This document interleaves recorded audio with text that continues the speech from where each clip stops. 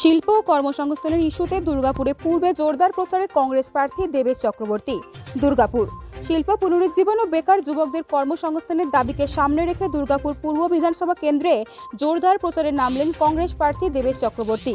মঙ্গলবার Durgapur still টাউনশিপের Kanishka road এলাকায় বাড়ি বাড়ি গিয়ে জনসংযোগ করেন তিনি।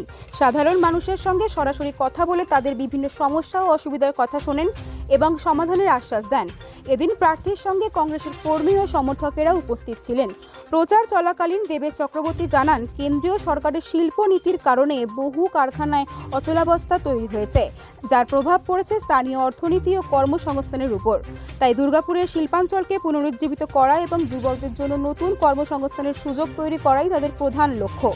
এই লক্ষ্য নিয়েই ঘরে ঘরে পৌঁছে সাধারণ মানুষের কাছে নিজেদের বার্তা তুলে ধরেছেন বলে জানান কংগ্রেস। দেখুন, প্রচারে ব্যাপকভাবে সাড়া পাচ্ছি। মানুষ চাইছে কংগ্রেসকে, কারণ কংগ্রেস ছাড়া ডেভেলপমেন্ট নেই।